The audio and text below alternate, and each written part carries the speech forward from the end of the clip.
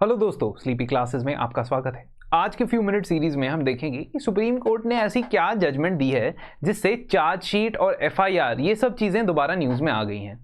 और क्योंकि हमने यूपीएससी के प्रीलिम्स में पहले भी देखा है कि पैरोल से रिलेटेड क्वेश्चंस या कस्टडी से रिलेटेड क्वेश्चंस आते रहते हैं, तो थोड़ा बहुत हम देख लेते हैं कि भाई ये चार्जशीट एफआईआर ये सब है क्या। So Supreme Court judgement on chargesheet, इसके बारे में आज डिस्कस करेंगे। ये टॉपिक्स में हम सबसे पहले पढ़ेंगे कि ये न्यूज़ किस बारे में है, what is the news in relation to. उसके बाद हम देखेंगे कि चार्जशीट क्या होती है। फिर हम देखेंगे कि फर्स्ट इंफॉर्मेशन रिपोर्ट एफआईआर और चार्जशीट के बीच में बेसिकली क्या अंतर होता है, और एक कंप्लेंट और एफआईआर के बीच में क्या फ़र्क होता है।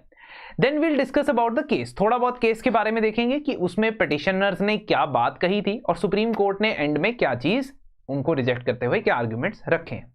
देखिए, केस का नाम है Saurav Das versus Union of Indian others. तो इसकी जो जजमेंट है वो फ्राइडे को आई है। बेसिकली जजमेंट नहीं कह सकते इसको, जो प्ली थी इसके ऊपर आगे प्रोसीडिंग्स करने की, उसी को डिसमिस कर दिया गया था। तो सुप्रीम कोर्ट ने एक प्ली को डिसमिस कर दिया ये कहते हुए कि जो चार्जशीट्स फाइल की जाती है पुलिस के द्वारा या सीबीआई के द्वारा या एनफोर्समेंट डायरेक्टोरेट के द्वारा, उन्हें पब्लिक डोमेन पे पब्लिश करना या गवर्नमेंट वेबसाइट्स पे पब्लिश करना ये एक ऑब्लिगेशन नहीं है। It is not obligation, it is not compulsory. The two जज बेंच, जिसमें जस्टिस एम.आर. शाह और जस्टिस सी.टी. रवि कुमार साहब बैठे थे, उनका ये कहना है कि चार्जशीट कोई पब्लिक डॉक्यूमेंट नहीं है and there free public access is against CrPC या criminal procedure code. And also they said कि अगर किसी चार्जशीट को हम पब्लिसाइज करते हैं तो अक्यूज्ड यानी कि जिनके खिलाफ वो चार्जशीट है, विक्टिम यानी कि जिसके खिलाफ वो क्राइम अकर हुआ है, और इन्वेस्टिगेशन एजेंसीज, इन तीनों की राइट्स, प्राइवेसी के राइट्स, इंफॉर्मेशन के राइट्स थोड़े से अफेक्ट हो जाते हैं। अब आप पूछेंगे कि चार्जशीट होता क्या है, तो हम इसका जवाब ढूंढते हैं। सेक्शन 173 ऑफ सीआरपीसी चार्जशीट को डिफाइन करता है। तो सबसे पहले तो हमने सेक्शन या धारा देख ली कि क्रिमिनल प्रोसीजर कोड ऑफ 1973 के अंदर section 173 tells you about a chargesheet. It is defined as the final report prepared by a police officer और investigative agency after completing their investigation of a case. तो सीधी सी बात है, police जब अपना investigation कार्रवाई खत्म कर लेती है, उसके बाद एक रिपोर्ट बनाती है जिसे चार्जशीट बोला जा रहा है। इस चार्जशीट को प्रिपेयर करने के बाद जिस ऑफिसर इंचार्ज की लीडरशिप में ये इन्वेस्टिगेशन हुई है, वो उसे मजिस्ट्रेट यानी कि जज को फॉरवर्ड कर देते हैं, और उसके बाद जज ट्रायल के लिए बुलाना चाहते हैं या नहीं बुलाना चाहते हैं, ये अब जज के ऊपर डिपेंडेंट होता है। उस चार्जशीट जो बनाई जाती है उसमें क्या क्या इंफॉर्मेशन होती है? Basically it contains the details of the names of the people involved in a particular offence, the nature of the information and the nature of the offences, मतलब कौन सी धाराओं के सेक्शंस के अंदर, आईपीसी के कौन से सेक्शंस के अंदर यहाँ आरोप लगाए जा रहे हैं, एलिगेशन लगाए जा रहे हैं, whether accused is under arrest और इज अंडर कस्टडी और हैज बीन रिलीज्ड, तो ये भी बात इसमें लिखी गई होती है। कोई प्रायर एक्शन अक्यूज्ड के खिलाफ लिया गया है या नहीं लिया गया है। अब जब ये चार्जशीट फाइल करने की बात आती है, यानी कि अगर किसी बंदे को अरेस्ट किया जाता है, someone is arrested, then within 60 days that chargesheet has to be prepared. So chargesheet बनाने का टाइम लिमिट दिया हुआ है 60 days और 90 days। 60 days फॉर ऑफेंसेस जहां पे जो पनिशमेंट है वो 10 years से कम है, और 90 days फॉर ऑफेंसेस जहां पनिशमेंट जो है वो 10 years से ज्यादा है। So this is a time limit which you have for making this chargesheet report.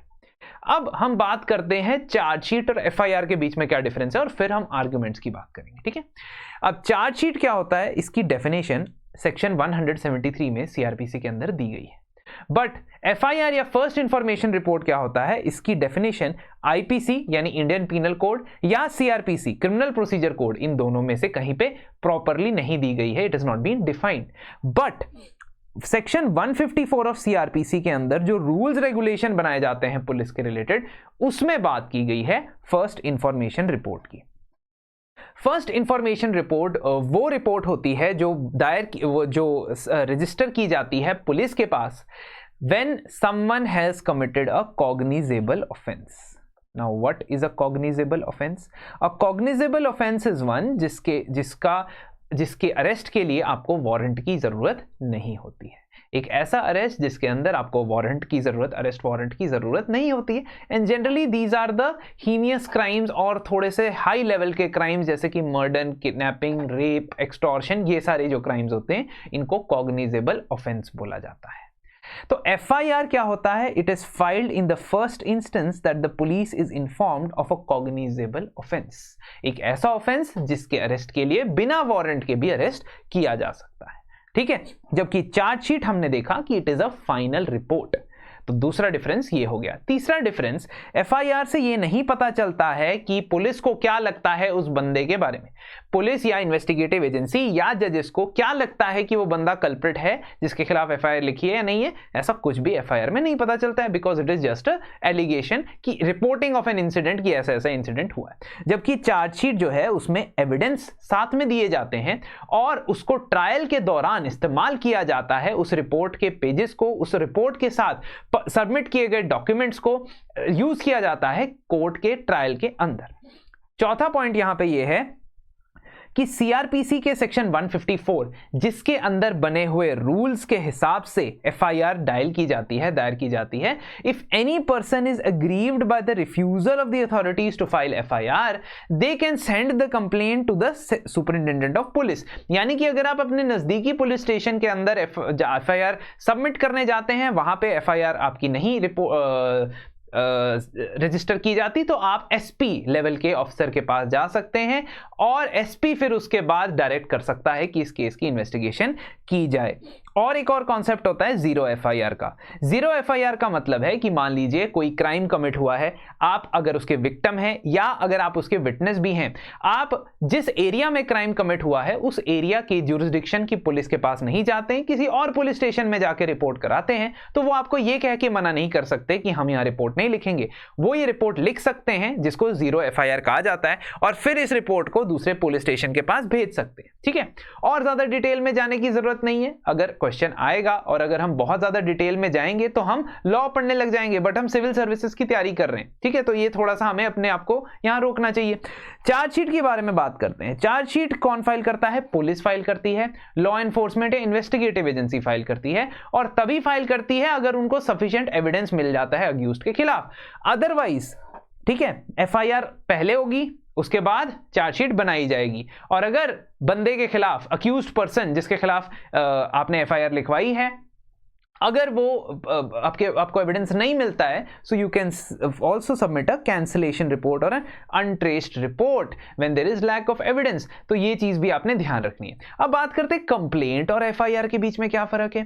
देखिए, कंप्लेंट की definition section 2 of criminal procedure code में दी गई है। तो अभी तक हमने 3 सेक्शन देख लिए हैं जिसके बारे में हमने जानकारी ली है। सेक्शन 173 जहां पे चार्जशीट की बात हुई है, सेक्शन 154(3) जिसके थ्रू रूल्स बनाए गए और उन रूल्स के अंदर FIR की बात हुई, and section 2 of criminal procedure code.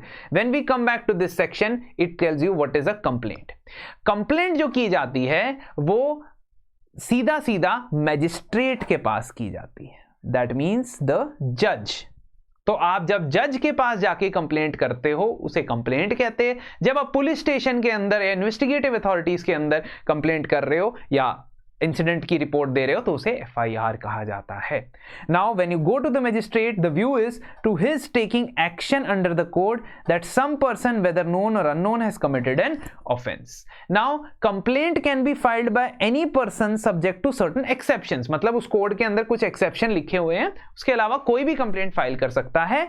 FIR भी कोई भी पर्सन जो अग्रीव्ड पार्टी है या उसने खुद से उस इंसिडेंट को देखा है, उसने उस इंसिडेंट को होते हुए देखा है या उससे इफेक्ट हुआ है, या पुलिस सो मोटू मतलब खुद से भी किसी केस में FIR लॉन्च कर सकती है।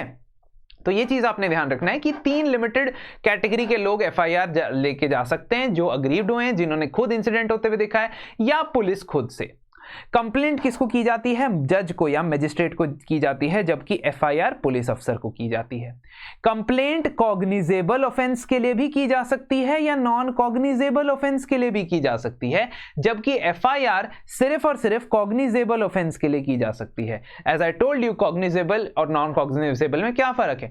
नॉन कॉग्निजेबल मतलब ऐसे ऑफेंसेस जिसके अंदर आपको अरेस्ट के लिए वारंट लेना पड़ता है पहले, ठीक है, एंड वारंट हमेशा मजिस्ट्रेट की तरफ से मिलता है, जज की तरफ से मिलता है।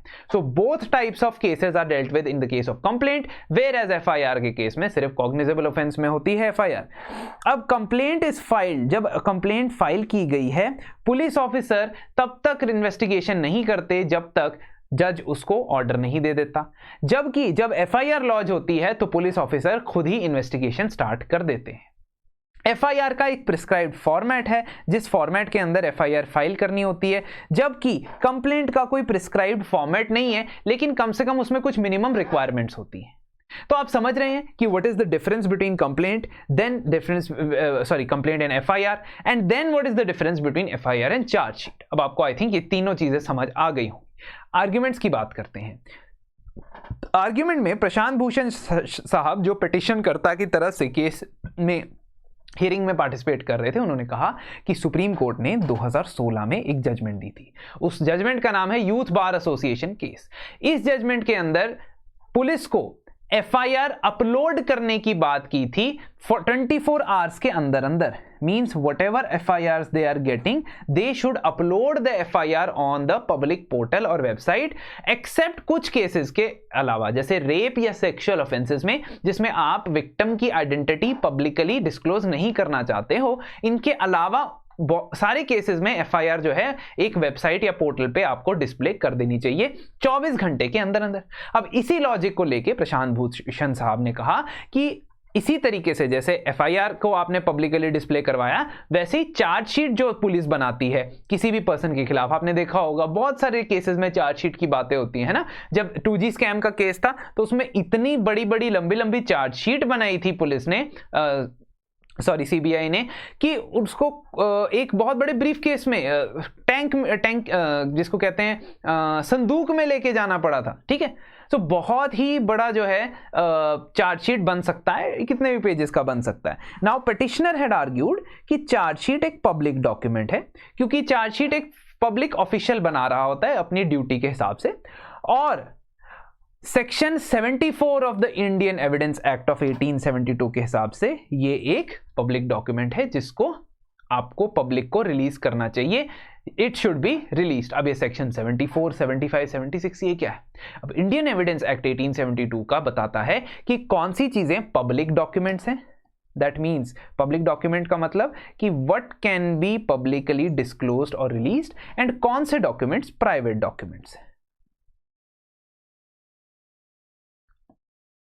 ठीक है।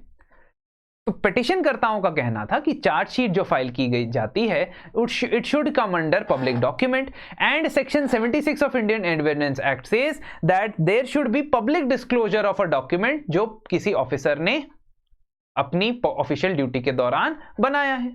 कोर्ट ने इसके बदले में क्या कहा? कोर्ट ने कहा कि copy of chargesheet along with necessary public documents cannot be said to be public documents under section 74 of evidence act, ठीक है। तो सेक्शन 74 डिफाइन करता है पब्लिक डॉक्यूमेंट को। सुप्रीम कोर्ट ने उन डेफिनेशंस को देखा और चार्जशीट के ऊपर वो डेफिनेशन अप्लाई करने से इनकार कर दिया, मना कर दिया। कोर्ट ने यह कहा कि जो चार्जशीट को पब्लिक डोमेन में रखने की बात हो रही है, ऐसी कोई बात सीआरपीसी के अंदर नहीं कही गई है, और इसीलिए अगर चार्जशीट को पब्लिक डोमेन में रखा जाता है तो वो सबकी प्राइवेसी को वायलेट कर देगा, क्योंकि ये अभी तो इन्वेस्टिगेशन है। हो सकता है इन्वेस्टिगेशन के बाद जो बंदा है वो कल्प्रिट ना निकले, लेकिन बहुत सारी चीजें उसके बारे में, उसकी लाइफ के बारे में, क्योंकि चार्जशीट में सब कुछ लिखा होता है कि क्या पर्सनल कॉन्वर्सेशंस हुई हैं, किन चीजों, क्या उसने एक्टिविटीज की है पिछले कई समय से एक्यूज्ड पर्सन ने, तो अगर उसको पब्लिकली आप डिस्क्लोज करोगे तो शायद ये सही नहीं होगा। Putting the FIR on a public website can not be equated with putting chargesheet on public website. तो कोर्ट का ये कहना था कि ये जो आपने एफआईआर को पब्लिकली डिस्क्लोज करने की बात की गई थी वो इसलिए की गई थी ताकि अगर किसी इनोसेंट पर्सन के अगेंस्ट एफआईआर हो, उसे पता ही ना हो कि मेरे अगेंस्ट एफआईआर हो, कई बार ऐसा हो सकता है, तो कम से कम उसे पब्लिकली डिस्क्लोज हो जाना चाहिए that FIR has been launched, they are able to get relief from the competent court in a quick time. ठीक है, तो इसलिए यह बात की गई थी। बट चार्जशीट में दिस शुड नॉट अप्लाई, क्योंकि चार्जशीट में तो उसे पता है अब सारी प्रोसीडिंग्स उसके खिलाफ हो रही हैं। तीसरी चीज यहां कोर्ट ये कहता है कि आरटीआई एक्ट के अंदर भी आप चार्जशीट को मांग नहीं सकते। और कौन से एक्ट, आरटीआई एक्ट के कौन से section? Section 4। Section 4 of RTI act is regarding voluntary disclosure of information. तो वो बात करता है वॉलेंटरीली पब्लिक अथॉरिटीज को। ठीक है, तो आरटीआई के सेक्शन 2 में पब्लिक अथॉरिटीज की डेफिनेशन दी गई है। ये अथॉरिटीज आरटीआई एक्ट के अंडर आती हैं। अब पब्लिक अथॉरिटीज को कौन कौन से डॉक्यूमेंट्स, कौन कौन सी दस्तावेज जो है, वो इंफॉर्मेशन जो है वॉलंटरीली डिस्क्लोज करनी चाहिए, यानी खुद से डिस्क्लोज करने चाहिए, किसी को आरटीआई की एप्लीकेशन फाइल करने की जरूरत नहीं पड़नी चाहिए। ऐसी लिस्ट या ऐसे कौन से डॉक्यूमेंट्स है, ये सेक्शन 4 के अंदर लिस्ट किए गए हैं in the right to information act. Supreme court ने यह कहा कि चार्जशीट जो डायल की बनाई जाती है that does not come under the category of voluntary disclosure as well. तो आज जो आप पढ़ रहे हो ना, ये चार्जशीट और एफआईआर और कंप्लेंट, ये 3 डिफरेंसेस तो हैं, ये तो आपने याद करनी है, टेक अवे। बट एक और चीज आपने याद करनी है कि कौन से सेक्शंस की यहां पे बात हुई है। मैंने बात की है सेक्शन 173 ऑफ सीआरपीसी, मैंने बात की है सेक्शन 154 ऑफ सीआरपीसी, मैंने बात की है सेक्शन 2 ऑफ सीआरपीसी। उसके अलावा मैंने बात किया है सेक्शन 74, 75, 76 ऑफ एविडेंस एक्ट और अभी अभी सेक्शन 4 ऑफ आरटीआई एक्ट। तो ये चीजें अगर आपको याद रह जाती हैं, टेक अवे अगर आपका यहाँ पे है, तो मैं ये मानूंगा कि आपने काफी कुछ आज सीख लिया है। इसी तरीके से और चीजें सीखने के लिए और अपने प्रीलिम्स मेंस की तैयारी को इंटीग्रेट करने के लिए आप हमारे साथ जुड़े रहें और हमारे कोर्सेज को भी आप सब्सक्राइब कर सकते हैं। दोस्तों, एक बहुत बड़ी खबर है, संभव प्रीलिम्स क्रैश कोर्स पे अब आपको डिस्काउंट मिलने वाला है और आप इस कोर्स को 7999 पे अवेल कर सकते हैं।